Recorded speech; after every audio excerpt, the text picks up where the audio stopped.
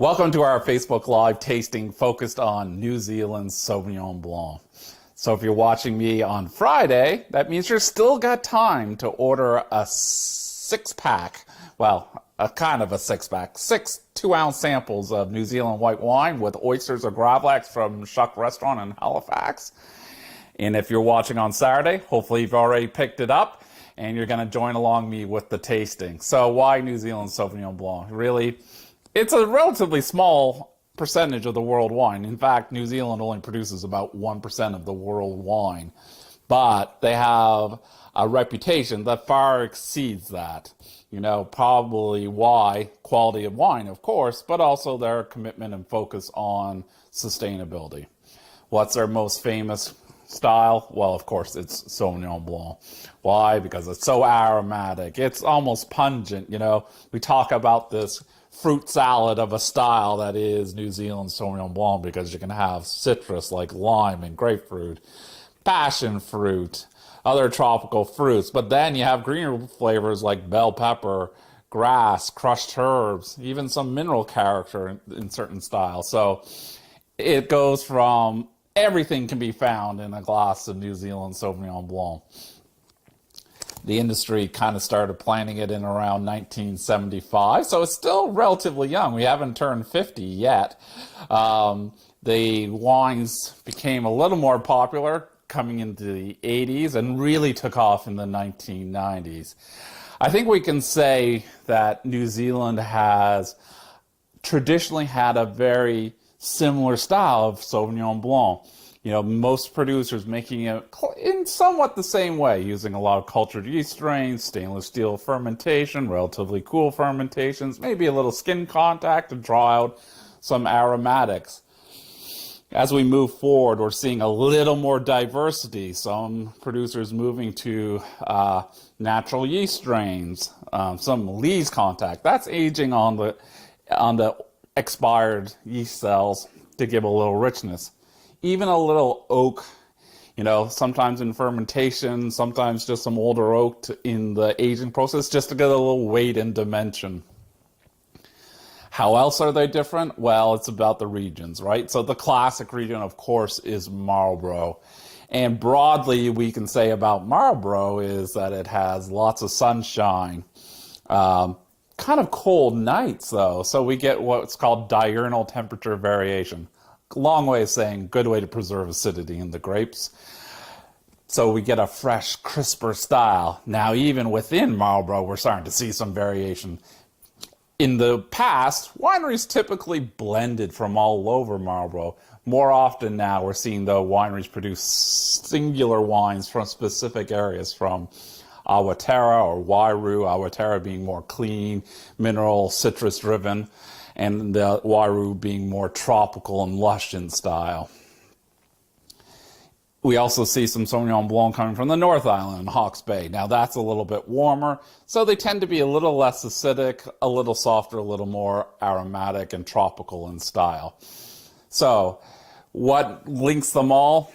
They're aromatic, they're fresh, they're zingy, great with seafood. So again, going to be perfect with those oysters and salmon gravlax that if you've ordered it up from Shuck or you're just going to cook it for yourself, that's great. So let's taste through the wines that you have in your little tasting box. So we're going to start with the classic, Cloudy Bay. So Cloudy Bay starts in around 1985. I think they started planting Sauvignon Blanc. So they were thinking they were pretty adventurous at the time, testing out this young potential star of New Zealand viticulture. So, certainly has long been regarded as the top or one of the top Sauvignon Blancs produced in New Zealand. So this one,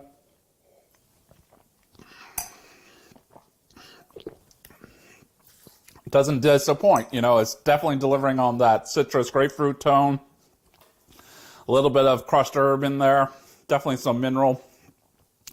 A bit of touch of weight. You know, they've fermented about 4% of this wine in old barrel just to give it a little roundness out. but still, it's still back end focus. So again, oysters with that, beautiful. Our second wine, Kim Crawford. Well, everybody knows Kim Crawford, hopefully. It's the exceptionally popular wine in the market. It's quite often in the Wine Inspector's Top 100. You see it on lots of wine lists throughout Atlantic Canada. It's, again, a traditional New Zealand style. It was launched by Kim and Erica Crawford a few decades ago. They subsequently sold it, but their style is still marked on the wine. So Kim Crawford definitely is using probably blending techniques, blending from across Marlborough to create this style of wine. So let's see how the Kim Crawford compares to Cloudy Bay. Okay, so the first thing you're going to get on the nose that for sure distinguishes it a bit from the Cloudy Bay, a little more of the vegetal tone. So we have definitely a little bit of asparagus or something on the nose.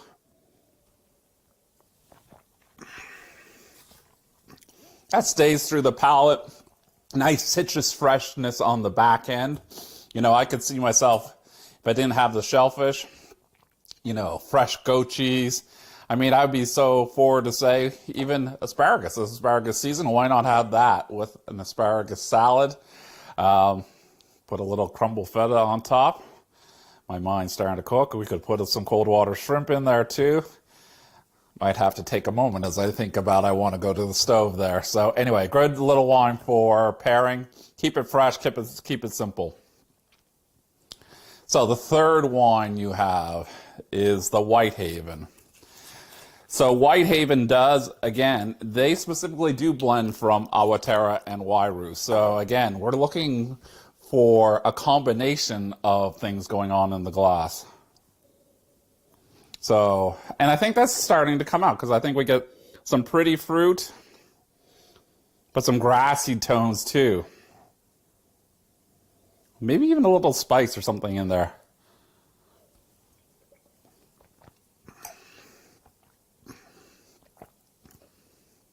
So this is a nice, clean white wine.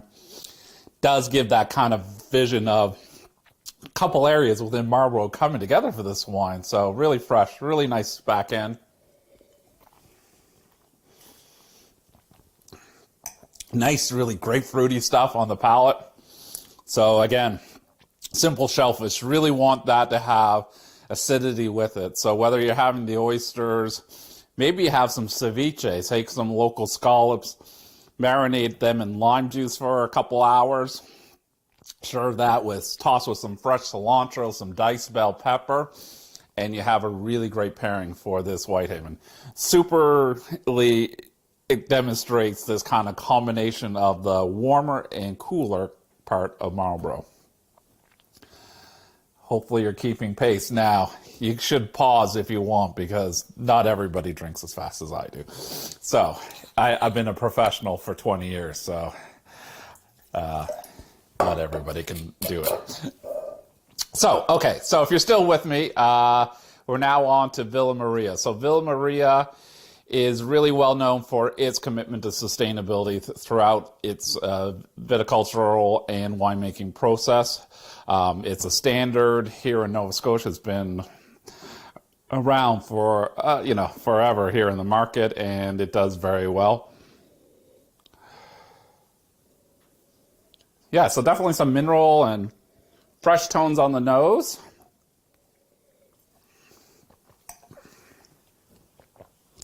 Again, nice good mix of green and citrus here. Not as blousy as some of the other ones. Not as, wow, jumping out at me, but really nice, crisp, fresh citrus tones. Simple food. So think pasta salads, chicken, with lemon and fresh herbs, little pasta, simple shellfish dishes. That's the way to go. Oysters, a little herb, a little squeeze of lemon over top, and you have a great pairing. So now we have Oyster Bay. So Oyster Bay became very famous in around 1990 when this wine was designated as one of the best wines of the world, and best Sauvignon Blanc of the world. And so that meant a lot to the New Zealand wine industry. It was the first really massive award that the industry had received. So Oyster Bay has a bit of a legendary status.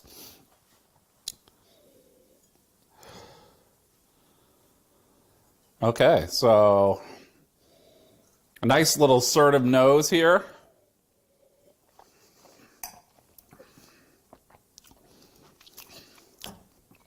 Maybe a little CO2 added just to liven up the acidity. Quite clean and fresh, you know. Nice and citrusy. Quite simple and clean. A little bitter, you know, slightly something on the back end's a little bitter, so a little vegetal too. Nice and simple. So we've gone through, so this one, food, again, not too complex. We want to have it with its oysters, really simple seafood, like shellfish, not a lot added to it. You know, maybe a splash of lemon, maybe a few fresh herbs, but we want, for this one, keep it simple, simple, simple. That's, you know, so just think of yourself outside, enjoying the nice spring or summer weather here in Atlantic Canada, and straight off the boat, seafood, that wine, that's all you need. So, is New Zealand only about Sauvignon Blanc? No. Of course, they have other grape varieties, and one of them that's increasing is Pinot Gris or Pinot Grigio. So this one is from Hawke's Bay, which I said earlier is a slightly warmer part of New Zealand. So actually, we can see, even from the look, this wine, for me, has a little more depth of color. So, you know, Pinot Grigio, if you drink a lot of it from Italy, quite clear. They're avoiding the skin. You know, they don't want to have it in the contact with the skin. So what's giving this a little bit extra color is a little bit more, you know, ripe grapes. So the grapes get a little pigment in them, a little bit of skin contact, and that translates into the glass. So what that does is help bring out some aromatics to this wine. So if you're enjoying this wine right now with me, you're finding a little more floral and fruit tones coming out of the glass and maybe some of the Sauvignon Blanc. Just a little different, you know, as we had citrus and green fruit. Now we're getting some floral character into this wine.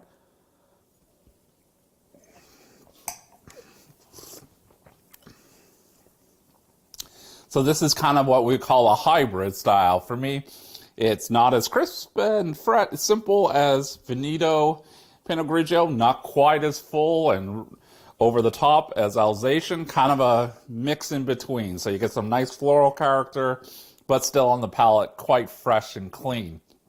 It's going to go great with that salmon gravlax. I'd say also too, like simple fish like haddock, whitefish, with just a little aromatic seasoning on top. And you have a lovely pairing for this Pinot Gris, or as they call Pinot Grigio. Anyway, I hope you've enjoyed the tasting. Come back. We'll have another one coming up soon. Watch for the videos on Wine and Dine on saltwire.com. And I hope you enjoy these wines with some great local seafood. So we'll see you soon.